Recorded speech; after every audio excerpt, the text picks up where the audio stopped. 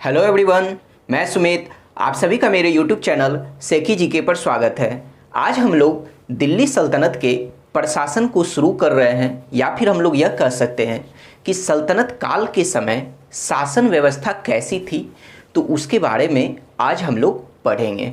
तो चलिए टॉपिक शुरू करते हैं। तो सबसे पहले हम लोग यह जानेंगे कि दिल्ली सल्तनत का जो प्रशासन था, तो इस प्रशासन में किन परंपराओं का सम्मिश्रण था।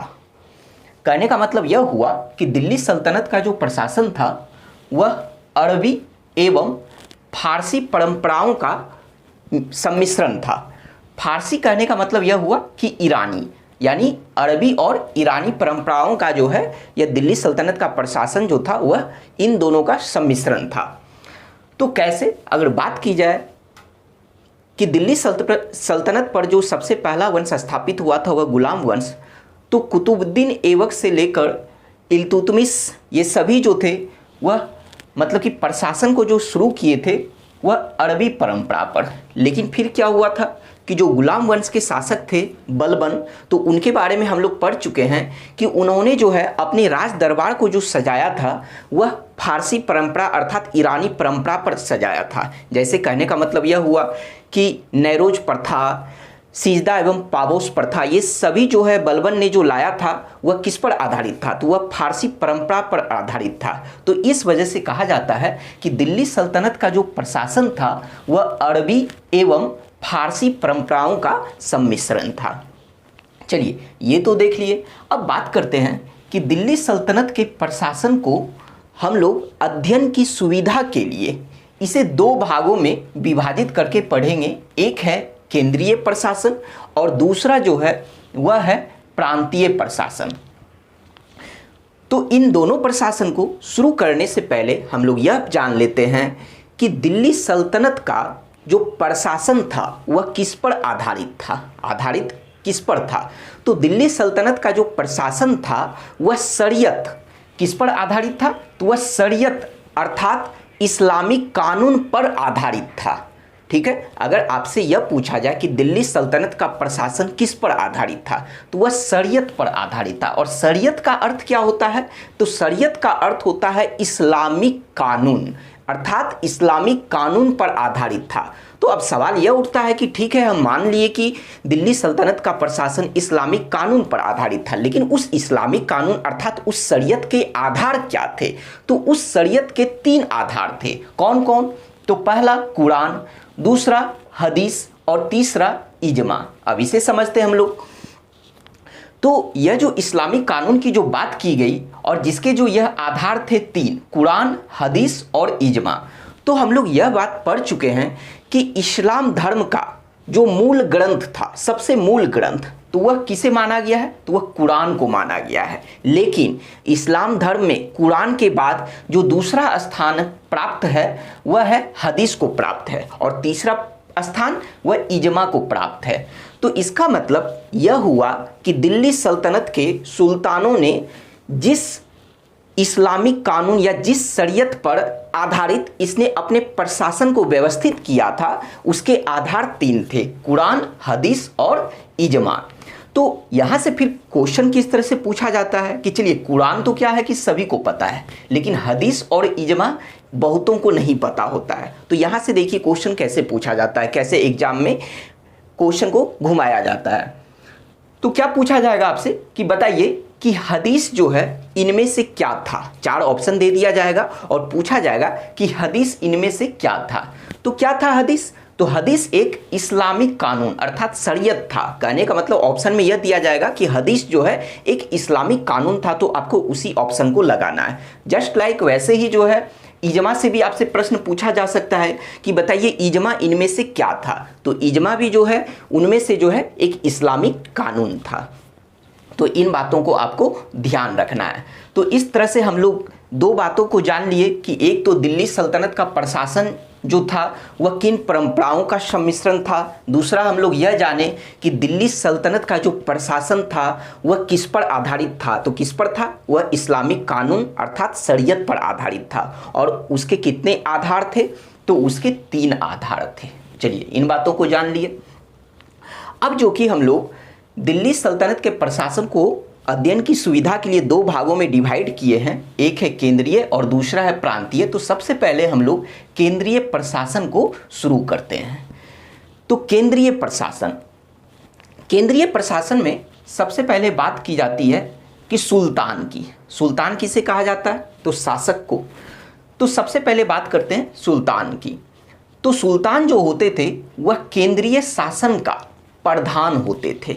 अर्थात कहने का मतलब यह हुआ कि यह जो सुल्तान थे वह व्यवस्थापिका, कार्यपालिका एवं न्यायपालिका के प्रधान होते थे और किसी भी बातों पर अंतिम निर्णय जो लेने का अधिकार था वह किनके पास था? तो वह सुल्तान के पास होता था। अब बात करते हैं खलीफा। अगर खलीफा के बारे में बात किया जाए तो सबसे पहले हम लोग यह जानते हैं कि पैगंबर के बाद यानी हजरत मोहम्मद की मृत्यु के बाद जो इस्लाम धर्म को आगे बढ़ाने का कार्य यानी किसने किया था? तो वह खलीफा ने किया था। इसके बारे में हम लोग यह बात पढ़ चुके हैं। अर्थात इसका मतलब यह हुआ कि खलीफा किसे कहा जाता है? तो वह धर्म प्रमुख को कहा जाता है। इस्लाम धर्म के प्रमुख को, उनके प्रधान को खलीफा कहा गया है। तो यह बात तो हम लोग पहले से जानते थे, लेकिन प्रशासन में खलीफा का क्या रोल था? तो अब अगर प्रशासन के आधार पर हम लोग खलीफा को समझें तो दिल्ली सल्तनत को अगर गौर से ऑब्जर्व किया जाए तो यह देखने को मिलेगा कि दिल्ली सल्तनत के जो सुल्तान थे इसने वैधानिक शासक जो इसने अपना वैधानिक शासक माना था वह खलीफा को माना था। चलिए हम लोग इन बातों को दूसरे लफ्जों में समझते हैं। इसका कहने का मतलब यह हुआ कि खलीफा जो थे तो इस केंद्रीय प्रशासन में यानी दिल्ली सल्तनत के प्रशासन में यह पहला स्थान रखते थे, यानी सुल्तान से भी ऊपर इनका स्थान था। ऐसा क्यों? ऐसा इसलिए क्योंकि दिल्ली सल्तनत के जो भी सुल्तान हुए वो क्या थे कि खलीफा के आदेशानुसार कार्य करते थे, यानी खलीफा जो भी आदेश देते थे उन्हीं कार्यों को सुल्तान किया करते थे। लेकिन उनमें से एक अपवाद है खिलजी वंश के शासक अलाउद्दीन खिलजी। तो अलाउद्दीन खिलजी ने क्या किया था कि खलीफा एवं उलेमा की बातों को मानने से इनकार कर दिया था। तो हम लोग यह बात को समझे कि खलीफा का प्रशासन में क्या रोल था। तो इनका स्थान जो एक तरह से देखा जाए तो सुल्तान से भी इनका ऊपर स्थान था। ऐसा क्यों? क्योंकि सुल्तान क्या थे कि इनके आदेशानुसार कार्य किया करते थे। अब बात करते हैं हम लोग उलेमा की। उलेमा के बारे में जो कहा जाता है यह शरीयत की व्याख्या करने का काम करते थे। शरीयत, फिर से यह वर्ड आया शरीयत, और शरीयत का मतलब हम लोग समझ चुके हैं कि शरीयत का अर्थ होता है इस्लामिक कानून, अर्थात इस्लामिक कानून की व्याख्या करने का कार्य करते थे। तो चलिए इस बातों को हम लोग अच्छे से समझते हैं कि इस्लाम धर्म के अनुसार अर्थात इस्लामिक कानून के अनुसार कहने का मतलब यह हुआ कि जो भी सुल्तान होंगे, जो भी सत्ताधारी होंगे, वह शरीयत के हिसाब से कार्य करेंगे। कहने का मतलब कि वह इस्लामिक कानून के मतलब कि नियम के अनुसार जो है वह कार्य करेंगे, कोई भी सुल्तान।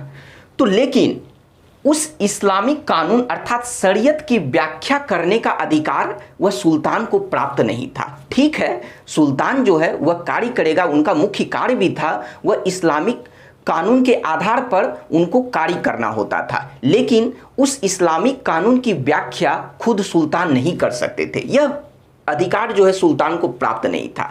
तो फिर सवाल यह उठता है कि उन व्याख्या को यानी उस इस्लामिक कानून की व्याख्या करने का काम किसे प्राप्त था? तो उलेमा वर्ग के लोगों को इस कानून की व्याख्या करने का अधिकार प्राप्त था। तो अर्थात कि इस्लामिक कानून की व्याख्या, मान लीजिए कि किसी काम के लिए उलेमा वर्ग के लोग बहुत तरह के, मान लीजिए कि 4-5 जो है इस्लामिक कानून अर्थात शरीयत की व्याख्या कर देते थे। ठीक है, अब उस 4-5 व्याख्या में से सुल्तान को यह अधिकार भले ही प्राप्त था कि उन 4-5 में से किसी एक को वह चुन ले, किसी एक व्याख्या को चुन ले जिसकी व्याख्या उलेमा ने किया था, लेकिन स्वयं उस इस्लामिक कानून की व्याख्या करने का अधिकार सुल्तान को प्राप्त नहीं था।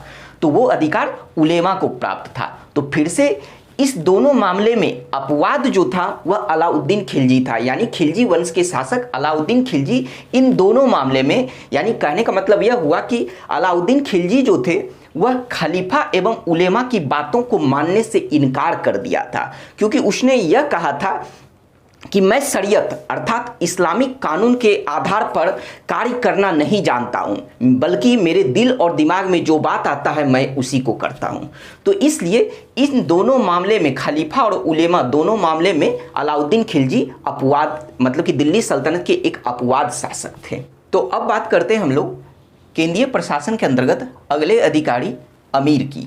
तो यहाँ अमीर कहने का मतलब रिच मैन से नहीं है, बल्कि यह अमीर जो है एक पद का नाम था।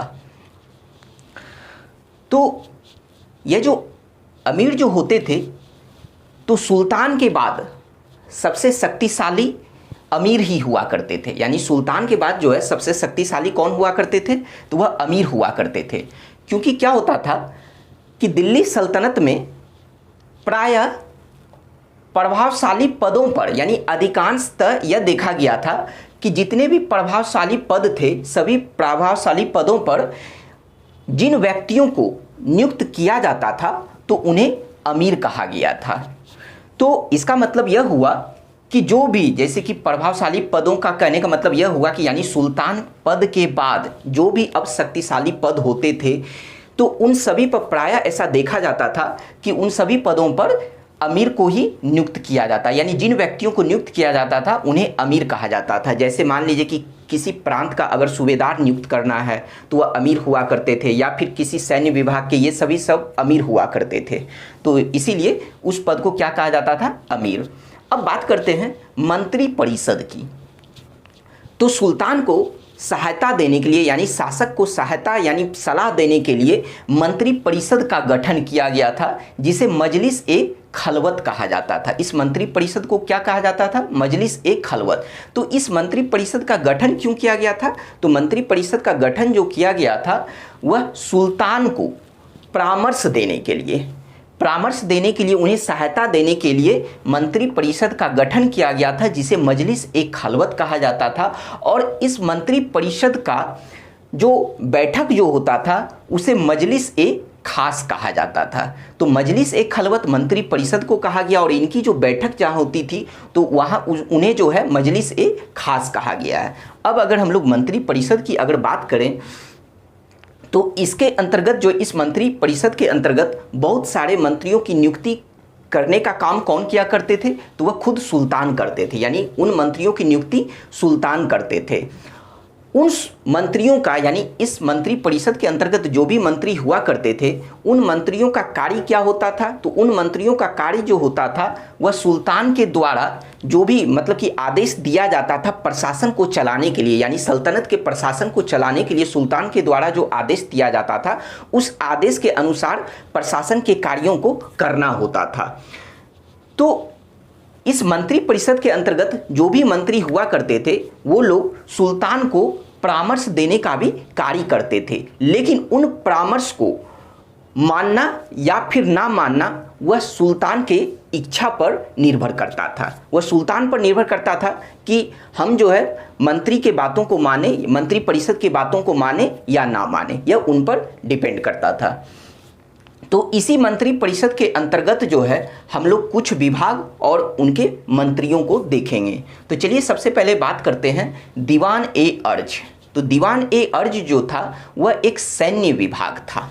क्या था, सैन्य विभाग को दीवान ए अर्ज कहा गया है। तो क्वेश्चन पूछा भी जाता है कि दीवान ए अर्ज का मतलब क्या होता है, डायरेक्ट मतलब पूछ लिया जाता है कि दीवान ए अर्ज का मतलब क्या होता है, तो वह इसका मतलब सैन्य विभाग होता है।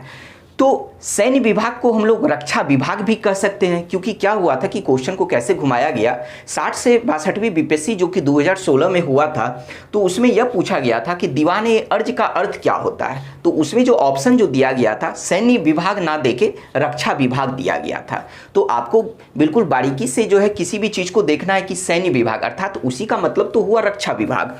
तो दीवान ए अर्ज का मतलब हुआ सैन्य विभाग या फिर रक्षा विभाग। तो इस विभाग को किसने लाया था, तो इस विभाग को बलबन ने लाया था। इस टॉपिक को हम लोग पढ़ चुके हैं बलबन के शासनकाल में, लेकिन फिर भी यहाँ पर कुछ मुख्य मतलब कि विभाग और उसके मंत्रियों के बारे में चर्चा की जा रही है।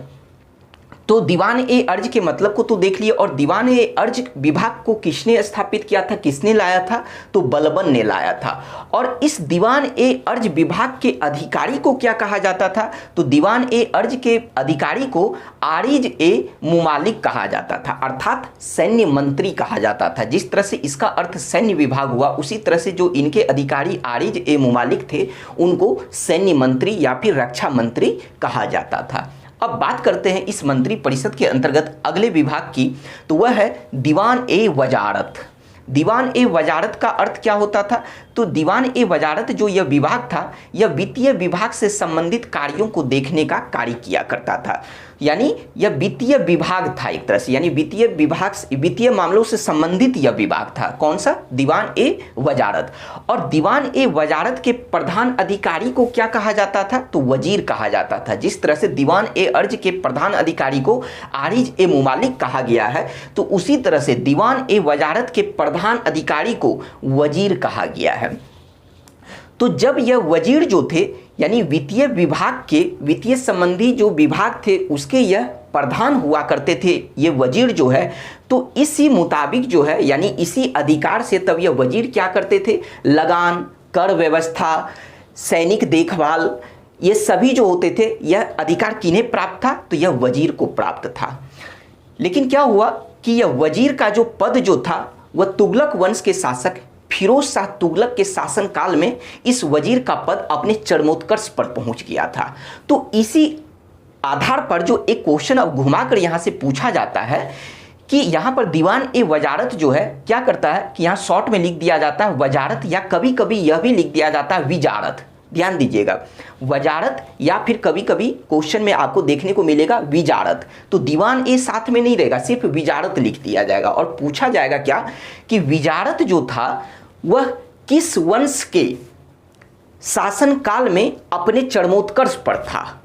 तो किस वंश के शासनकाल में यह विजारत या फिर वजारत जो है अपने चरमोत्कर्ष पे था, तो तुगलक वंश के शासनकाल में। क्यों, क्योंकि मैंने आपको जो यहाँ पर समझाया कि दीवान ए वजारत जो था यह वित्तीय मामलों से संबंधित यह विभाग था जिसके प्रधान वजीर होते थे, और यह जो वजीर का पद था तुगलक वंश के शासक फिरोज शाह तुगलक के शासनकाल में अपने चरमोत्कर्ष पर था। तो उसी आधार पर क्वेश्चन को घुमाया जाता है और पूछा जाता है कि ये जो वजारत या विजारत जो थे यह किस वंश के, अब यहाँ वंश पूछ दिया जाता है, तो चूंकि फिरोज शाह तुगलक वंश के थे तो उसी आधार पर पूछ दिया जाता है कि ये जो वजारत या विजारत जो थे किस वंश के शासनकाल में अपने चरमोत्कर्ष पर थे, तो क्या होगा, तुगलक वंश के शासनकाल में। अब बात करते हैं अगले विभाग की, तो वह है दीवान ए इंसा। यह जो दीवान ए इंसा जो विभाग था वह सरकारी पत्र व्यवहार को देखने का कार्य किया करता था, अर्थात सरकारी पत्र व्यवहार से रिलेटेड जो भी कार्य हुआ करता था उसी को देखने के लिए इस विभाग की स्थापना की गई थी। और इसके जो अधिकारी यानी प्रधान अधिकारी जो होते थे वह दबीर ए खास कहलाते थे। क्या कहलाते थे, दबीर ए खास कहलाते थे। अब बात करते हैं अगले विभाग की, तो वह है दीवान ए रसालत। तो दीवान ए रसालत की अगर बात की जाए तो यह जो विभाग था वह धार्मिक मामले से संबंधित यह विभाग था। तो धार्मिक मामले से संबंधित विभाग को क्या कहा गया है, तो दीवान ए रसालत कहा गया है। और इसके जो प्रमुख अधिकारी जो होते थे उन्हें सद्र उस सुदूर कहा गया है। क्या कहा गया है, दीवान ए रसालत के प्रमुख अधिकारी को क्या कहा गया है, सद्र उस सुदूर कहा गया, अर्थात यह जो थे धार्मिक कार्य से संबंधित न्याय को देखने का कार्य करते थे। लेकिन फिर एक और पद है जिसका नाम है काजी उल कुजात। क्या नाम है, काजी उल कुजात। तो यह जो होता था यह मुख्य न्यायाधीश होता था। लेकिन एक बात ध्यान में रखिएगा कि यह जो सद्र उस सुदूर और काजी उल कुजात जो यह दोनों पद जो था यह कोई एक ही व्यक्ति धारण करता था। यह दोनों पद सल्तनत काल में हमेशा किसी एक व्यक्ति को ही दिया जाता था। कौन कौन सा, तो सद्र उस सुदूर और काजी उल कुजात। अर्थात इसका मतलब क्या हुआ कि यह दोनों जो पद था वह धार्मिक कार्यों से संबंधित मामला जो भी था उसे देखने का ये लोग कार्य करते थे। अब बात करते हैं कि उस मंत्री परिषद के अंतर्गत अगले विभाग की जिसका नाम था दीवान ए मुस्तखराज। क्या नाम था, दीवान ए मुस्तखराज।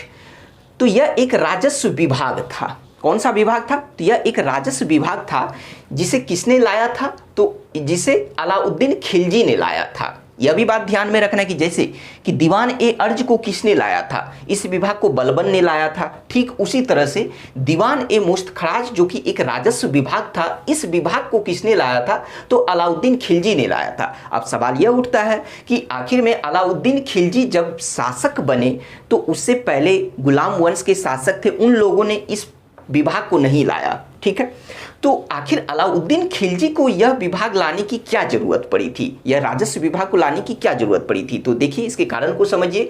क्योंकि इसलिए लाया गया था कि राजस्व व्यवस्था में भ्रष्टाचार एवं लूट को समाप्त करने के लिए अलाउद्दीन खिलजी ने दीवान ए मुस्तखराज विभाग की स्थापना की थी। तो समझ गए क्यों किया गया था?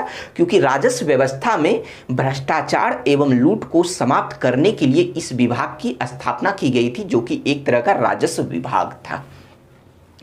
अब बात करते हैं कि दीवान ए रियासत, अगले विभाग की अगर बात की जाए तो दीवान ए रियासत, इस विभाग को भी किसने लाया था? तो इस विभाग को अलाउद्दीन खिलजी ने ही लाया था, जो कि एक बाजार नियंत्रण विभाग था। यह दीवान ए रियासत जो विभाग था वह किसे कहा गया है? तो बाजार नियंत्रण विभाग को कहा गया है।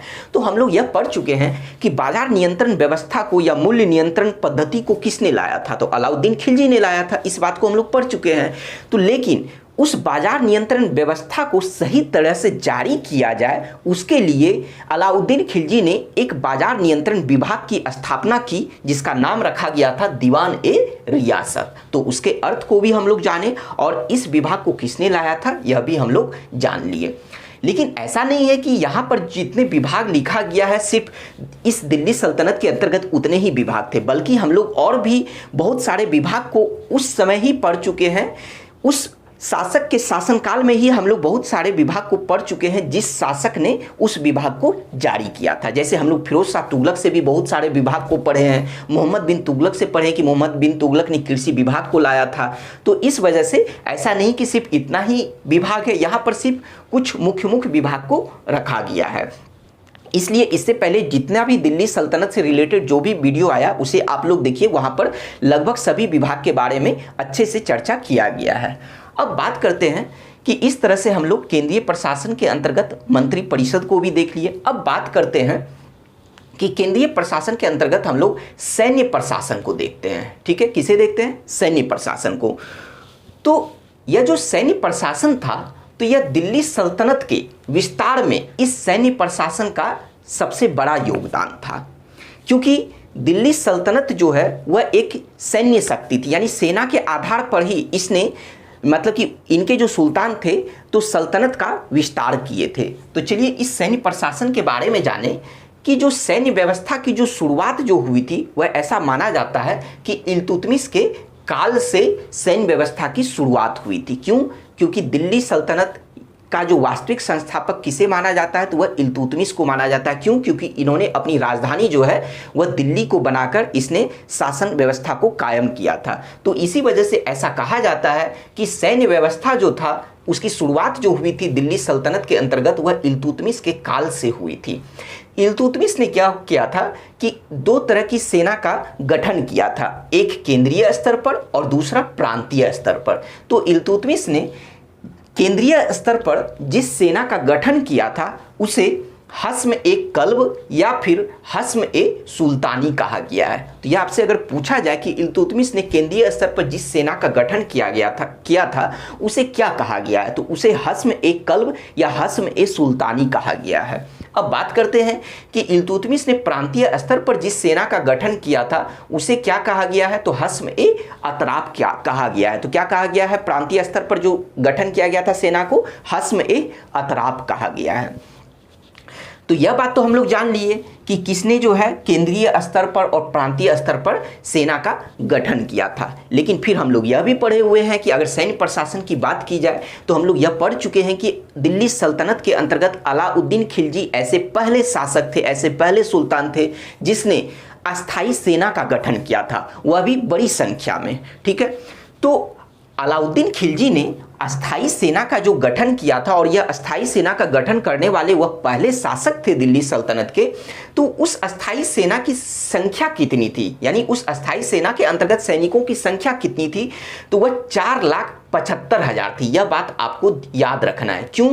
क्योंकि जैसे कि आप यह बात पढ़ चुके हैं कि फिरोज शाह तुगलक वंश के जो शासक थे फिरोज शाह तुगलक, वह मतलब क्या थे, गुलामों के शौकीन थे। तो इस आधार पर कहा जाता है कि वह इतने गुलामों, मतलब वह इतने बड़े शौकीन थे गुलामों के, कि उनके शासनकाल में जो गुलामों की संख्या जो बढ़कर हो गई थी वह लगभग 1,80,000 हो गई थी। तो उसी तरह से आंकड़ा भी पूछा जाता है कि अलाउद्दीन खिलजी के अस्थाई सेना में सैनिकों की संख्या कितनी थी, तो वह कितनी थी, 4,75,000 थी। और अलाउद्दीन खिलजी के उसी अस्थाई सेना को क्या कहा गया है, तो खास खेल कहा गया। क्या कहा गया है, तो खास खेल कहा गया है। अब बात करते हैं कि इस दिल्ली सल्तनत के अंतर्गत यह जो सैन्य प्रशासन था, यानी सैनिकों की जो प्रशासन थी, तो वह तो 3 भागों में विभाजित थी। एक जो है कौन सा था, एक पैदल सेना, दूसरा गज सेना, और तीसरा जो है अश्वरोही सेना था। तो पैदल सेना को पायक कहा गया है। लेकिन उन सभी सेनाओं में, उन तीनों सेनाओं में जो है सल्तनत काल के अंतर्गत जो है सबसे प्रमुख जो सेना थी वह अश्वरोही सेना थी। कौन सी थी, अश्वरोही सेना, अर्थात घुड़सवार सेना थी। तो यह जो सल्तनत काल के अंतर्गत जो अश्वरोही सेना थी, यह सेना जो किस पर आधारित थी, तो वह दशमलव प्रणाली पर आधारित थी। यह क्वेश्चन पूछा जाता है कि सल्तनत काल के अंतर्गत जो अश्वरोही सेना थी वह किस प्रणाली पर आधारित थी, तो यह दशमलव प्रणाली पर आधारित थी। लेकिन फिर से यह सवाल उठता है कि यह दशमलव प्रणाली आखिर किसके दशमलव प्रणाली पर आधारित थी, तो यह जो आधारित थी मंगोल के रहने वाले जो नेता थे वह चंगेज खां के बारे में हम लोग पढ़ भी चुके हैं। तो मंगोल नेता चंगेज खां के दशमलव प्रणाली पर आधारित दिल्ली सल्तनत का अश्वरोही सेना था। दशमलव प्रणाली कहने का मतलब क्या हुआ, यह दशमलव प्रणाली का अर्थ क्या था? दशमलव प्रणाली कहने का अर्थ यह हुआ कि 10-10 का जो है एक ग्रुप बनाया जाता था और उसका प्रधान किसी एक को बनाया जाता था। यह था दशमलव प्रणाली। और किस दशमलव प्रणाली पर यह आधारित था अश्वरोही सेना, तो मंगोल नेता चंगेज खां के दशमलव प्रणाली पर आधारित था। तो चलिए देखते हैं कि कैसे यह दशमलव प्रणाली पर यह आधारित था। तो सबसे पहले बात की जाए कि 10 अश्वरोही के अधिकारी को एक सर एक खेल कहा गया है, या फिर ऐसे हम लोग इस बात को समझते हैं कि यह जो 10 प्रणाली थी, यानी 10-10 का जो ग्रुप बनाया जाता था, तो सबसे पहले जो यह जो था 10 अश्वरोही सेना के अधिकारी को, प्रधान अधिकारी जो होता था वह क्या कहलाता था, तो वह सर एक खेल कहलाता था। और वह अधिकारी कोई एक ही होता था, ऐसा नहीं था कि वह अधिकारी बहुत सारा होगा। तो उस 10 अश्वरोही सेना का एक अधिकारी होता था जिसे सर एक खेल कहा जाता था। अब फिर क्या होगा कि अब इस 10 सर एक खेल को मिलाकर, ठीक है, इस 10 सर एक खेल का जो है अधिकारी जो कहलाता, जो एक अधिकारी कहलाता था, वह एक सिपह सलार होता था। इस 10 सर एक खेल का एक अधिकारी एक सिपह सलार होता था।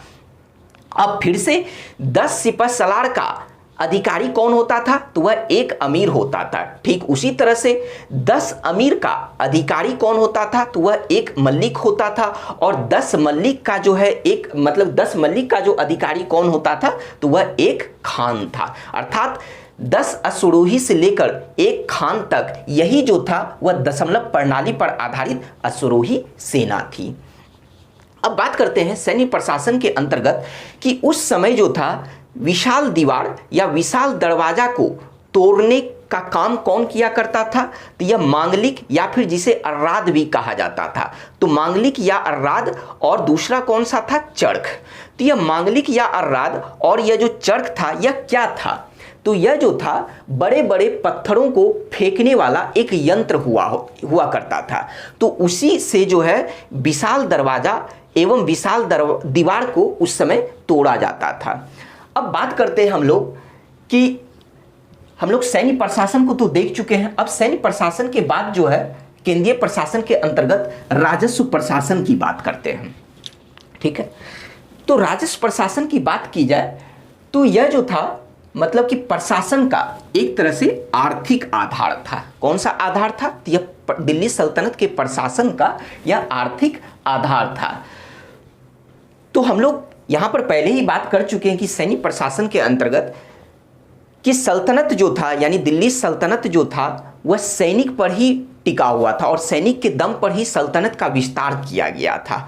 तो इस वजह से दिल्ली सल्तनत के जो भी सुल्तान हुए उसने इस राजस्व के अधिकांश भाग का जो खर्च जो है यानी राजस्व के अधिकांश भागों का व्यय किस पर किया गया था? तो वह सैनिकों पर किया गया था। ठीक है, तो राजस्व विभाग का अधिकांश व्यय किस पर किया गया था? सैनिकों पर। लेकिन उसके साथ साथ जो है राज दरबार, राजमहल, सैन्य अधिकारियों पर भी उस राजस्व विभाग का जो है मतलब कि जो भाग होता था कुछ भाग उन लोगों पर भी खर्च किया जाता था। तो चलिए बात करते हैं कि यह जो राजस्व का जो स्रोत होता था तो यह राजस्व जो है दो प्रकार के कर से प्राप्त होता था। कितने प्रकार के कर से प्राप्त होता था? तो दो प्रकार के कर से प्राप्त होता था। कौन कौन?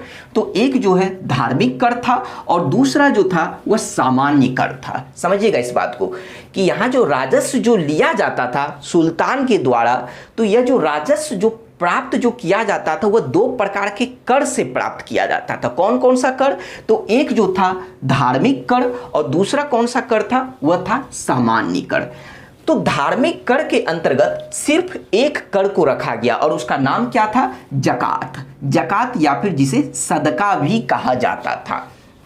सिर्फ यही जकात या सदका एक ऐसा कर था जो धार्मिक कर के अंतर्गत आता था। उसके बाद बाकी जितने भी कर थे वह सभी के सभी सामान्य कर के अंतर्गत आते थे। इस बात को ध्यान रखना है। तो अगर आपसे पूछा जाए कि धार्मिक कर कौन सा था तो वह जकात या फिर सदका था और बाद बाकी जितने भी जैसे जजिया, खराज, खुम्स, उस्र, मुक्तई और भी बहुत सारा कर जो भी होता था वह सभी के सभी किसके अंतर्गत आते थे? सामान्य कर के अंतर्गत आते थे। तो चलिए देखते हैं इन करों के बारे में। तो सबसे पहले बात करते हैं जकात या फिर जिसे सदका भी कहा जाता था। तो यह जो जकात या सदका था वह एक तरह का कौन सा कर था? तो यह धार्मिक कर था।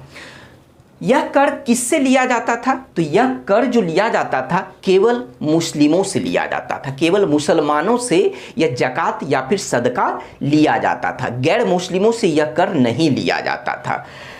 अब जो बात करते हैं कि यह जो कर जो है मुस्लिमों से केवल लिया जाता था, तो यह कर कितना लिया जाता था यानी आय का कितना लिया जाता था? तो उनके आय का 2.5% जो है वह जकात के रूप में यानी धार्मिक कर के रूप में मुस्लिमों से लिया जाता था।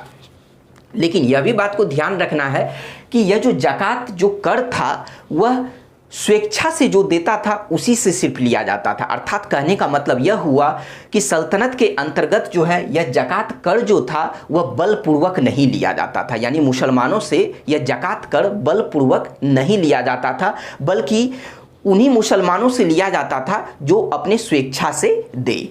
तो अब फिर से दूसरा बात हम लोग यह देखते हैं कि यह जो जकात जो था यह किन यह तो हम लोग जान लिए कि मुस्लिमों से लिया जाता था, केवल मुस्लिमों से यह कर को लिया जाता था। लेकिन मुस्लिम में भी जो है जो जिस मुस्लिम व्यक्ति से लिया जाता था उसके अंतर्गत 2 शर्त को रखा गया था। कौन कौन सा? कि एक जो है मतलब कि मान लीजिए कि अगर कोई संपत्ति है, मान लीजिए कि जिस मुस्लिम के पास अगर कोई संपत्ति है तो उस संपत्ति पर उनका अधिकार 1 वर्ष तक होना चाहिए। क्यों? क्योंकि कर जो लिया जाता था वह सालाना यानी वर्ष में 1 बार लिया जाता था। ठीक है, तो इसलिए कि मान लीजिए कि किसी मुस्लिम व्यक्ति के पास अगर कोई उसके पास संपत्ति है तो उस संपत्ति पर उसका 1 साल तक कम से कम अधिकार होना चाहिए। एक शर्त यह हुआ। दूसरा यह हुआ कि जो निश्चित सीमा निर्धारित की गई थी उससे उसके पास अधिक संपत्ति होनी चाहिए। तो इस बात को हम लोग कैसे समझेंगे कि मान लीजिए एक छोटा सा एग्जांपल लीजिए कि अगर यह बोला जाए कि जिस मुस्लिम व्यक्ति के पास 1 लाख रुपया या फिर उससे अधिक होगा तो वही व्यक्ति जकात को देगा यानी जकात कर को देगा। तो इसका मतलब यह हुआ कि कंडीशन 2 था कि एक तो जो संपत्ति आपके पास है उस पर जो है आपका अधिकार कम से कम 1 वर्ष तक होना चाहिए और दूसरा जो है जो निश्चित सीमा निर्धारित की गई थी उससे जो है आपका संपत्ति अधिक होना चाहिए। ठीक है, तो यह बात जान गए कि यानी क्या क्या जाने कि ज़कात जो था एक धार्मिक कर था और यह किससे लिया जाता था, तो केवल मुस्लिमों से लिया जाता था। कितना लिया जाता था, तो उनके आय का 2.5% लिया जाता था। अब फिर तीसरा क्वेश्चन यह बनता है कि ठीक है, कर तो ले लिया गया, यानी इस कर से सुल्तान के पास जो आय जमा होता था, यानी राजकोष में जो इस कर के माध्यम से जो आय जमा होता था, उस आय का क्या किया जाता था। तो उस आय का जो, यानी इस कर से जो आय प्राप्त होती थी वह केवल मुस्लिमों के कल्याणकारी कार्यों पर खर्च किया जाता था। ऐसा नहीं था कि अगर यह कर केवल मुस्लिमों से लिया जाता था तो उस कर से जो भी आय जमा होती थी उस आय का जो खर्च किया जाता था केवल मुस्लिमों के कल्याणकारी कार्यों पर ही खर्च किया जाता था, वह गैर मुस्लिमों के कल्याणकारी कार्यों पर खर्च नहीं किया जाता था। अब बात करते हैं अगले कर की, तो वह था जजिया। जजिया यह किससे लिया जाता था, तो यह जो है गैर मुस्लिमों से लिया जाता था। और ध्यान यह रखना है कि सिर्फ ये जकात या सदका को छोड़कर बाद बाकी जितने भी कर हैं सभी के सभी सामान्य कर थे, कोई भी धार्मिक कर नहीं था। तो चलिए बात करते हैं जजिया। तो जजिया जो है किससे लिया जाता था, तो यह गैर मुस्लिमों से लिया जाता था। और यह जो गैर मुस्लिमों से जो लिया जाता था, क्यों लिया जाता था, क्योंकि उनकी जान माल की सुरक्षा करने के लिए। अर्थात जो गैर मुस्लिम व्यक्ति इस कर को देता था तो सुल्तान के द्वारा उसके जान माल की सुरक्षा करने का प्रावधान किया जाता था। अब यह जो है जजिया जो कर लिया जाता था, तो यह इसे जो है 3 अनुपात में, यानी इस जजिया का जो है 3 श्रेणियों में विभाजित किया गया था। तो इसे किस किस श्रेणियों में विभाजित किया गया था, तो एक जो है उच्च श्रेणी के जो लोग थे, दूसरा मध्यम श्रेणी के जो लोग थे, और तीसरा जो थे वह निम्न श्रेणी अर्थात निर्धन वर्ग के जो लोग थे। तो जो उच्च वर्ग के लोग थे वह 48 टंका कर के रूप में दिया करते थे। कितना, 48 टंका। जो मध्यम वर्ग के लोग थे वह 24 टंका जो है सालाना कर के रूप में दिया करते थे, और जो निम्न वर्ग अर्थात निर्धन वर्ग के जो लोग थे वह 12 टंका जो है सालाना जजिया कर के रूप में दिया करते थे। अर्थात यह समझ गए कि जजिया जो लिया जाता था वह गैर मुस्लिमों से लिया जाता था। क्यों लिया जाता था, क्योंकि बदले में उनके जान माल की सुरक्षा की जाती थी। इस जजिया को जो है 3 श्रेणियों में विभाजित किया गया है, 48, 24 और 12 टंका के अनुपात में विभाजित किया गया है। अब जो हम लोग इससे और कुछ क्वेश्चन को जानते हैं कि यह जो जजिया कर जो लिया गया था, तो इस जजिया कर को सबसे पहले किसने लगाया था, तो मोहम्मद बिन कासिम ने लगाया था। जो अरबी जो थे, जो पहले मुसलमान आक्रमणकारी थे, उसने ही जो है भारत पर जजिया कर को लगाया था। लेकिन जब उसने जजिया कर को लगाया था तो 4 लोगों को इससे छुटकारा दी गई थी। किसे किसे, तो एक बच्चा, दूसरा महिला, तीसरा भिखारी और चौथा ब्राह्मण। लेकिन फिर हम लोग पढ़ चुके हैं कि तुगलक वंश के शासक जो फिरोज शाह तुगलक थे वह पहले शासक बने जिसने ब्राह्मणों से भी जजिया कर को लिया था। तो इसलिए पूछा भी जाता है कि ब्राह्मणों से जजिया कर को किसने लिया था, तो वह फिरोज शाह तुगलक था। अब बात करते हैं अगले कर की। अगला कर है वह खराज। खराज जो कि भू राजस्व था, यानी भूमि पर लगने वाला यह कर था। और यह जो था राजस्व का, यह जो राजस्व जो था, यह राजस्व का सबसे मतलब मुख्य कर माना जाता था। किसे, तो खराज को माना जाता था, जो कि एक प्रकार का भू राजस्व अर्थात भूमि पर लगने वाला कर था। तो अब अगर खराज की बात की जाए तो जिस तरह से हम लोग देखें कि जकात जो है सिर्फ मुस्लिमों से ली जाती थी, जजिया हम लोग देखें कि केवल गैर मुस्लिमों से ली जाती थी। अब उस मामले में अगर देखा जाए तो सवाल यह उठता है कि यह खराज तब किससे ली जाती थी। तो प्रारंभ में जो यह खराज ली जाती थी वह केवल गैर मुस्लिमों से ली जाती थी। लेकिन बाद में क्या हुआ कि फिर गैर मुस्लिमों के साथ साथ मुस्लिमों से भी खराज ली जाने लगी। अब सवाल यह उठता है कि आखिर ऐसा क्यों कि जब इस खराज कर को पहले सिर्फ गैर मुस्लिमों से ली जाती थी, तो बाद में ऐसा क्या हुआ कि फिर मुस्लिमों से भी यह कर लिया जाने लगा। अर्थात यह हुआ कि सभी धर्म के लोगों से यह कर लिया जाने लगा। तो इसका मतलब इसका कारण यह था कि क्या हुआ कि शरीयत कानून के हिसाब से अगर देखा जाए तो सुल्तान का कार्य क्या था कि इस्लाम के हिसाब से कार्य करना और साथ ही साथ भारत में इस्लाम का विस्तार भी करना था। अर्थात ज़्यादा से ज़्यादा नागरिकों को मतलब वह इस्लाम में परिवर्तित कर सके। तो क्या हुआ, उसी आधार पर क्या हुआ कि बहुत अधिक संख्या में क्या हुआ कि इस्लाम धर्म में लोगों का परिवर्तन होने लगा था, जिससे बहुत सारे लोग यानी जिससे क्या हुआ कि मुस्लिमों की संख्या में वृद्धि होने लगी। तो अब ऑब्वियसली सी बात है कि जब मुस्लिमों की संख्या में वृद्धि होगी तो और वो मुस्लिम से यह कर प्रारंभ में नहीं लिया जाता था, तो इसका मतलब क्या हुआ कि राजस्व में जो है क्या होगा, नुकसान होगा। तो इसी वजह से पहले जो यह कर गैर मुस्लिमों से ली जाती थी, लेकिन उसके बाद जो है फिर यह मुस्लिमों से भी ली जाने लगी।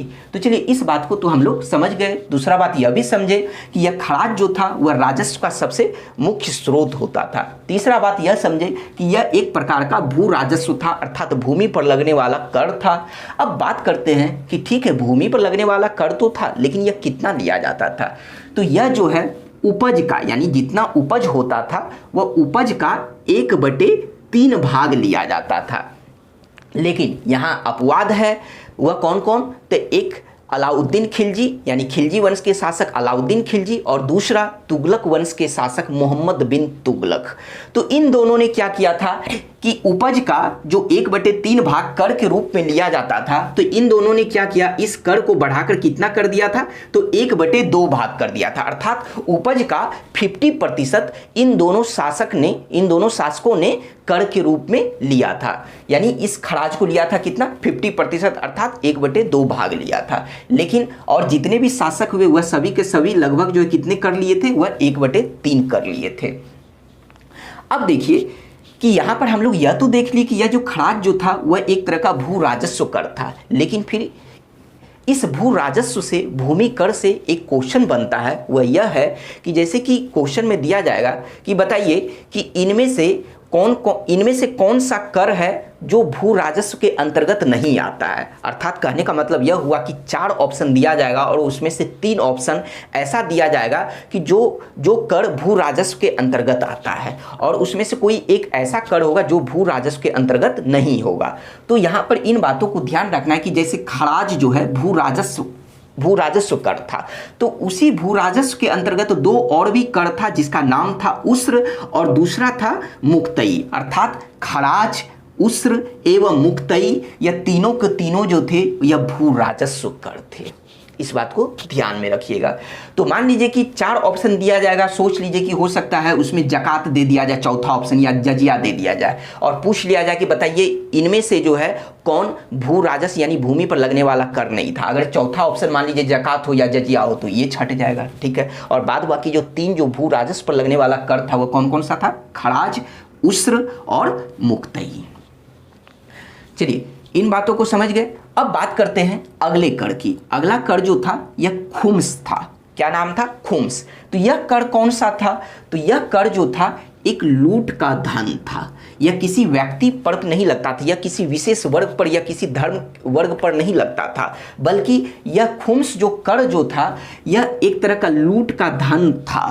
तो यह लूट का धन कहने का मतलब क्या था, तो चलिए इस बातों को समझते हैं कि जैसे कि मान लीजिए सुल्तान जो थे, अगर वह किसी शत्रु राज्य पर अगर आक्रमण करते थे तो उस आक्रमण के दौरान जो भी लूटपाट करने के द्वारा जो धन प्राप्त होती थी तो उसी धन को खुम्स कहा गया है, जो कि एक यह भी जो है राजस्व के आय का एक हिस्सा था, क्योंकि ये जितने भी कर थे ये सभी के सभी तो एक तरह से राजस्व के आय का ही तो हिस्सा थे। लेकिन उसमें से जो ये जो खुम्स था वह लूट का धन था। अर्थात शासक जो थे, सुल्तान जो होते थे, अपने जो भी शत्रु राज्य पर आक्रमण करते थे और आक्रमण के दौरान जो भी वहाँ की जनता से जो भी लूटपाट की जाती थी या वहाँ के शासक से जो भी लूटपाट की जाती थी तो वैसे धन को खुम्स कहा गया है। अब बात करते हैं इसके बंटवारे की, यानी खुम्स का बंटवारा कैसे किया जाता था। तो खुम्स का जो बंटवारा जो होता था तो इस धन का 4/5 भाग सैनिकों में दान कर दिया जाता था और जबकि 1/5 भाग जो है सुल्तान जो होते थे वह राजकोष में जमा करवा देते थे। अगर इसे प्रतिशत में देखा जाए तो 80% जो है 80% इस धन को सुल्तान सैनिकों में बांट दिया जाता था, जबकि 20% जो है सुल्तान राजकोष में जमा करवा देते थे। लेकिन फिर से यहां भी अपवाद था, और वह अपवाद कौन कौन सा था? तो वह अलाउद्दीन खिलजी एवं मोहम्मद बिन तुगलक। अलाउद्दीन खिलजी एवं मोहम्मद बिन तुगलक ने क्या किया? अपने शासन काल में इस व्यवस्था को, यानी यह जो बंटवारा था, खुम्स का जो यह बंटवारा था, इसे क्या किया? इंटरचेंज कर दिया, यानी इसे बदल दिया। अर्थात कहने का मतलब यह हुआ कि अलाउद्दीन खिलजी एवं मोहम्मद बिन तुगलक ने इस खुम्स के धन को 4/5 भाग को राजकोष में जमा करवा दिया था, जबकि 1/5 भाग को सैनिकों में दान करवाया था। ठीक है,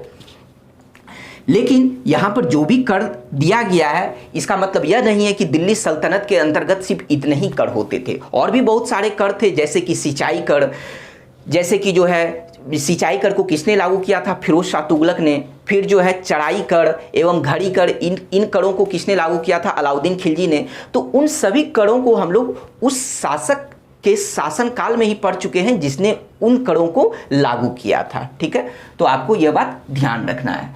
अब बात करते हैं हम लोग राजस्व प्रशासन पढ़ने के बाद, अब हम लोग बात करते हैं केंद्रीय प्रशासन के अंतर्गत न्याय एवं दंड व्यवस्था की। तो दिल्ली सल्तनत के अंतर्गत जो न्याय एवं दंड व्यवस्था थी वह कठोर व्यवस्था थी, कठोर दंड व्यवस्था थी। ऐसा क्यों? क्योंकि उस समय जो था वह जो दंड दिया जाता था वह मृत्यु दंड, अंग भंग, देश निर्वासन और साथ ही साथ आर्थिक आधार पर भी दंड दिया जाता था। कहने का मतलब यह हुआ कि मृत्यु दंड अर्थात मृत्यु ही दे दिया जाता था, अंग भंग यानी अंग को काट दिया जाता था, तीसरा देश निर्वासन अर्थात देश से निकाल दिया जाता था, और चौथा क्या था कि आर्थिक आधार पर भी जो है दंड दिया जाता था, यानी उतने आप पे जो है मतलब कि आर्थिक मतलब कि उस तरह से उतने पैसे का आरोप लगा दिया जाता था कि आप उसे चुका ही नहीं पाइएगा। अगर चुका दिए तो एक तरह से कहने का मतलब यह हुआ कि आपको बिल्कुल निर्धन बना दिया जाता था। अब बात करते हैं कि प्रांतीय प्रशासन की। प्रांतीय प्रशासन, तो यहाँ पर हम लोग देखे थे कि केंद्रीय प्रशासन एवं प्रांतीय प्रशासन के रूप में हम लोग दिल्ली सल्तनत के प्रशासन को पढ़ेंगे। तो केंद्रीय प्रशासन को पढ़ लिए, अब बात करते हैं प्रांतीय प्रशासन। तो दिल्ली सल्तनत के प्रशासन को क्या हुआ था कि इसे मतलब कि इस प्रशासन को सुविधाजनक चलाने के लिए जो है मतलब बहुत सारे मतलब प्रशासनिक इकाइयों में इसे विभाजित किया गया था। ठीक है, जैसे अगर बात किया जाए तो सबसे पहले बात आती है सल्तनत। सल्तनत का अर्थ क्या होता है? साम्राज्य। तो इस सल्तनत यानी साम्राज्य के अधिकारी को क्या कहा जाता था? तो सुल्तान कहा जाता था। इस सल्तनत के अंतर्गत कई सारे इक्ता होते थे। अगर इक्ता का अर्थ समझे तो यानी प्रांत हुआ करते थे। ठीक है, प्रांत को ही इक्ता कहा जाता था। तो पूछा भी जाता है क्वेश्चन कि बताइए सल्तनत काल में प्रांत को क्या कहा जाता था, या फिर इक्ता का अर्थ क्या होता था? तो वह प्रांत होता था। ठीक है, तो इस सल्तनत अर्थात साम्राज्य के अंतर्गत जो है कई सारे इक्ता अर्थात प्रांत होते थे, और जिनके अधिकारी को क्या कहा जाता था? तो जिनके अधिकारी को इक्तादार कहा जाता था। तो देखिए यहाँ पर क्या है कि इक्ता अगर है तो इक्ता के अधिकारी को इक्तादार यह तो कोई भी बता सकता है। अगर एग्जाम में इस तरह से पूछा जाए और ऑप्शन इक्तादार दे तो लगभग हमें लगता है 99% स्टूडेंट सही मार्क कराएंगे। लेकिन आपको याद क्या रखना है? जो हट के हो। ठीक है, जैसे इक्ता के अधिकारी को यानी प्रांत के अधिकारी को वली या फिर मुक्ता भी कहा जाता था। तो यह बात आपको याद रखना है कि इक्ता या फिर प्रांत के अधिकारी को क्या कहा जाता था? तो वली या फिर मुक्ता कहा जाता था। अब बात करते हैं कि जिस तरह से सल्तनत के अंतर्गत कई सारे इक्ता हुआ करते थे, तो उसी तरह से इक्ता के अंतर्गत कई सारे सिख हुआ करते थे। क्या हुआ करते थे? तो कई सारे सिख हुआ करते थे। अगर सिख को अभी के तहत समझा जाए, अगर वर्तमान स्थिति से समझा जाए तो जिला को कहा जाता था। किसे कहा जाता था? जिला को कहा जाता था। तो इस इक्ता के अंतर्गत बहुत सारे सिख हुआ करते थे, जिसके प्रधान अधिकारी को क्या कहा जाता था? तो सिकदार कहा जाता था। अब बात करते हैं कि इस सिख के अंतर्गत कई सारे परगना हुआ करते थे, और परगना के अगर वर्तमान स्थिति को समझे तो वह अनुमंडल हुआ करता था। ठीक है, तो सिख के अंतर्गत कई सारे परगना होते थे, जिसके प्रधान अधिकारी को क्या कहा जाता था? तो वह आमिल कहा जाता था। अब यह परगना के अंतर्गत कई सारे गांव हुआ करते थे। क्या हुआ करते थे, कई सारे, इस परगना के अंतर्गत कई सारे गांव हुआ करते थे और लगभग 100 गांवों के समूह को सादी कहा गया। क्या कहा गया है, सादी। कभी कभी क्या होता है, सदी भी लिख दिया जाता है, लेकिन सही वर्ड जो है वह सादी है। तो इस परगना के अंतर्गत अर्थात इस अनुमंडल के अंतर्गत जो है कई सारे गांव हुआ करते थे और लगभग 100 गांवों के समूह को सादी कहा गया है। तो अर्थात कहने का मतलब यह हुआ कि यह जो प्रशासन था, दिल्ली सल्तनत का जो यह जो प्रशासन था, तो इस प्रशासन की सबसे छोटी इकाई तब क्या हुआ। अगर आपसे यह पूछा जाए कि प्रशासन की बताइए सबसे छोटी इकाई क्या थी, तो प्रशासन की सबसे छोटी इकाई ग्राम अर्थात गांव थी। तो प्रशासन की सबसे छोटी इकाई क्या थी, ग्राम अर्थात गांव थी, जिसके प्रधान को क्या कहा जाता था, मुकदम। तो मुकदम किसे कहा जाता था, तो मुकदम मुखिया को कहा जाता था। उस समय मुखिया को, जो अभी मुखिया बोला जाता था, अभी जो कि गांव के प्रधान को मुखिया कहा जाता है, तो उस समय मुखिया को मुकदम कहा जाता था। क्या कहा जाता था, मुकदम कहा जाता था। तो इस तरह से हम लोग उसके प्रशासनिक ढांचे को भी समझे। अब यहां से क्या होता है कि कुछ क्वेश्चन जो है किस तरह से पूछा जाता है कि इस बात को हम लोग समझते हैं। चलिए इसे देखते हैं कि आपसे जो पूछा जाएगा कि चलिए बताइए कि भू राजस्व का सर्वोच्च ग्रामीण अधिकारी। तो सबसे पहले आपको यह समझना है कि ग्रामीण अधिकारी, अगर सिर्फ आपसे यह पूछे कि गांव के अधिकारी यानी गांव के प्रधान को क्या कहा जाता था, तो मुकदम अर्थात मुखिया कहा जाता था। लेकिन राजस्व के मामले में आपसे पूछा जाएगा, भू राजस्व के मामले में, कि भू राजस्व का सर्वोच्च ग्रामीण अधिकारी यानी इस गांव से जो भू राजस्व जो वसूल किया करते थे उसके सर्वोच्च अधिकारी को क्या कहा जाता था, तो उसके सर्वोच्च अधिकारी को चौधरी कहा जाता था। ठीक है, क्या कहा जाता था, चौधरी कहा जाता था। अब बात करते हैं कि अगले क्वेश्चन की। तो अगला क्वेश्चन जो कि इस ढांचे से ही संबंधित है कि वह है कि जवाबित। क्या नाम है, जवाबित। तो जवाबित का संबंध किससे है, अर्थात जवाबित किसे कहा गया है, तो जवाबित जो है वह राज्य कानून को कहा गया, यानी राज्य के कानून, यह जो प्रांत जो देख रहे हैं यानी प्रांतीय प्रशासन, तो प्रांत के कानून को, प्रांत के शासन व्यवस्था को जवाबित कहा गया था उस समय जो, यानी यह सब शब्द है और इसके अर्थ को पूछा जाता है। ठीक है, फिर हम लोग अगले क्वेश्चन की अगर बात करें, अगला वर्ड है फवाजिल, यानी यह पूछा जाएगा कि बताइए फवाजिल का क्या अर्थ है। फवाजिल, दिल्ली सल्तनत के समय फवाजिल क्या होता था। ठीक है, तो मान लीजिए कि अगर इसके जगह अगर आपको यह लिखा जाता कि फाजिल, फाजिल वर्ड, ठीक है, तो हो सकता था आप में से कई सारे स्टूडेंट ऑप्शन देख के उसका आंसर दे देते। लेकिन जब वर्ड फवाजिल लिखा जाएगा तब आप क्या होगा, तब क्या होगा कि आप कंफ्यूज हो जाइएगा। तो देखिए पहले इसके अर्थ को समझते हैं कि फवाजिल को सबसे पहली बात फाजिल भी कहा जाता है। क्या कहा जाता है, फाजिल भी कहा जाता है। तो यह कौन होता था, तो यह जो था इक्तादारों द्वारा, इक्तादार किसे कहा जाता था, तो इक्ता के यानी प्रांत के अधिकारी को, प्रांत के प्रधान को इक्तादार कहा जाता था। ठीक है, तो इक्तादारों द्वारा राजकोष में जमा की जाने वाली अतिरिक्त राशि को, तो देखिए यहां पर क्या वर्ड आया, अतिरिक्त राशि को, यानी राजकोष में जो अतिरिक्त राशि जमा की जाती थी किसके द्वारा, इक्तादारों के द्वारा। तो अर्थात अतिरिक्त राशि का मतलब क्या हुआ कि जितना राशि जमा करना चाहिए उससे जो फाजिल जो राशि हुई उसी को तो अतिरिक्त कहा गया, और उसी फाजिल का एक दूसरा वर्ड है फवाजिल। तो यही क्वेश्चन पूछ लिया जाता है। तो इस तरह से हम लोगों का दिल्ली सल्तनत तो का प्रशासन भी आज समाप्त हो गया। लेकिन चलिए एक क्वेश्चन मैं आपसे पूछता हूं कि प्रसिद्ध इतिहासकार बर्नी, हम लोग बर्नी के बारे में बहुत कुछ सुन चुके हैं कि बर्नी ने ये कहा, बर्नी ने वो कहा। ठीक है, तो प्रसिद्ध इतिहासकार जियाउद्दीन बर्नी ने इस दिल्ली सल्तनत के सुल्तानों के शासन को इस्लामी शासन नहीं माना है। ध्यान से सुनिएगा इस क्वेश्चन को, कि क्वेश्चन यह है कि प्रसिद्ध इतिहासकार जियाउद्दीन बर्नी ने दिल्ली सल्तनत के सुल्तानों के शासन को इस्लामी शासन नहीं माना है। तो आखिर में इसका क्या कारण है, क्यों नहीं जियाउद्दीन बर्नी ने दिल्ली सल्तनत के सुल्तानों के शासन को इस्लामी शासन नहीं माना है? क्योंकि इन लोगों का काम क्या था कि इस्लामी व्यवस्था को जो है लागू करना, जो है भारत में जो क्या था कि यानी शरीयत के आधार पर यह सिखाया गया था, यानी शरीयत के आधार पर दिल्ली सल्तनत के सुल्तानों का जो मुख्य कार्य था कि दारुल हर्ब को दारुल इस्लाम में परिवर्तित करना। दारुल हर्ब कहने का मतलब यह हुआ कि काफिरों के देश को इस्लाम के देश में परिवर्तित करना। काफिरों का मतलब क्या हुआ कि गैर मुस्लिमों के देश को मुस्लिमों के देश में परिवर्तित करना। यह शरीयत के हिसाब से सुल्तानों का मुख्य कार्य था, ठीक है। लेकिन उसके बावजूद भी बर्नी ने दिल्ली सल्तनत के सुल्तानों के शासन को इस्लामी शासन नहीं माना है। तो इसका रीजन क्या था? इसका रीजन यह था कि सल्तनत काल के अंतर्गत अधिकतर आबादी जो थे, अधिकतर जनसंख्या जो थे, वह इस्लाम का अनुसरण नहीं करते थे, यानी इस्लाम के बातों को नहीं मानते थे।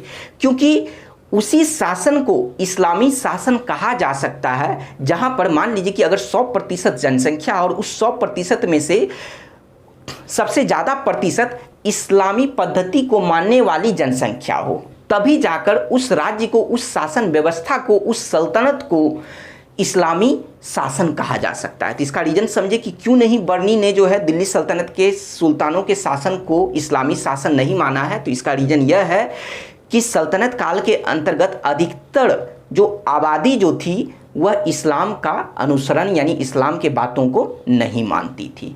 तो इस तरह से हम लोगों का दिल्ली सल्तनत एवं दिल्ली सल्तनत का प्रशासन आज पूर्ण रूप से समाप्त हो गया। आपको यह वीडियो कैसा लगा हमें कमेंट में जरूर बताइए। Thank you.